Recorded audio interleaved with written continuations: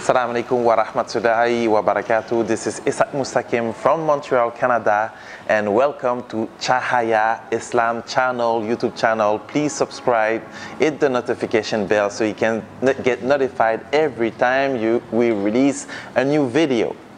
جمال الوجود بذكر الإله وتصفو الحياة بنور هدى. Assalamu alaikum wa rahmatullahi wa barakatuh, my dear brothers and sisters in Islam. So my name is Ishaq Mustakim from Montreal, Canada, and right now on Cahaya Islam channel I will be telling my life story, inshallah, my journey to from the darkness to the light, my journey from Christianity to become a Muslim, and my journey from sadness to happiness. So it all started in my family. I was born in Canada. My dad is an Asian, so he's black, and my mom, she's white. She has blonde hair, blue eyes, and she's from Switzerland.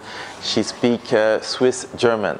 I wasn't raised by my father. Actually, my father was not in my life. My mom got remarried with a French guy from France. He's a white guy. And when I was younger, I didn't know he was not my father. So I thought I was in a normal family. But after that, around 9 years old, my mom told me that he was not my father, and I was witnessing like he wasn't fair with me.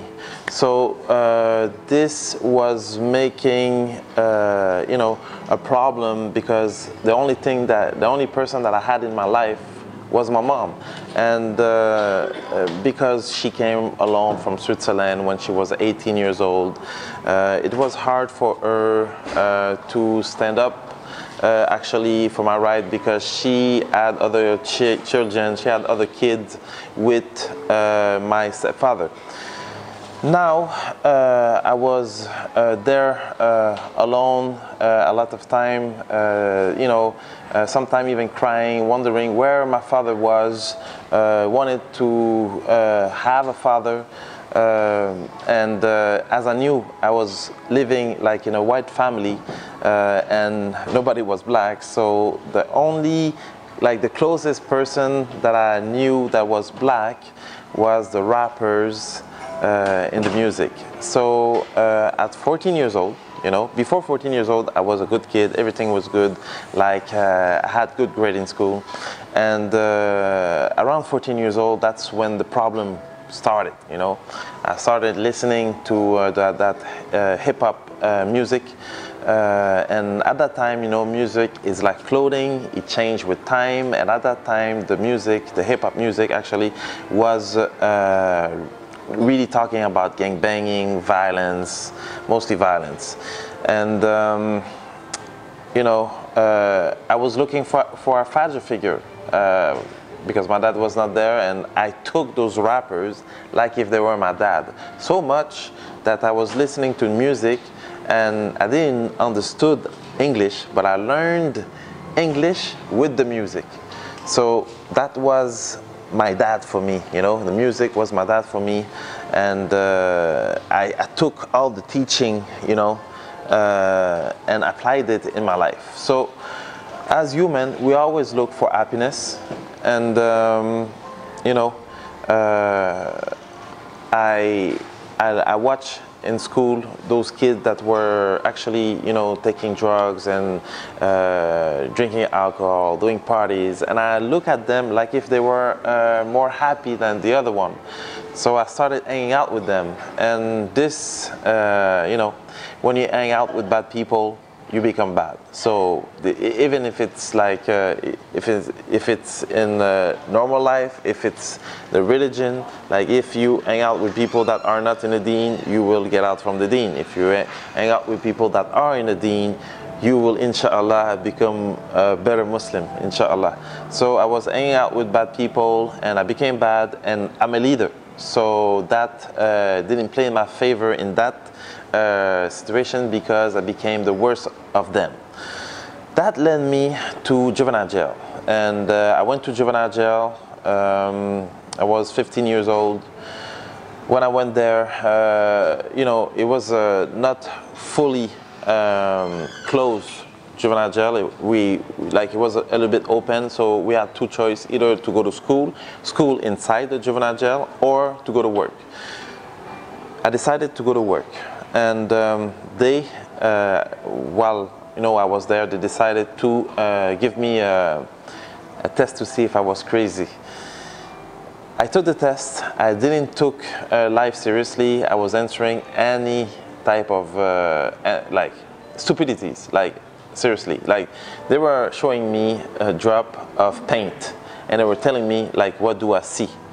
Actually, I was seeing a drop of paint, but they wanted me to elaborate and tell them like, what do I see? So to please them, I was saying anything. Like I said, oh, this is a drop of blood. Okay, this is somebody shooting in the head of somebody else, and so on, like many other stupid answers. After that, when was the time for me to go to work, for my first day, the guard that was there decided to not allow me to go to work. And I thought it was unfair.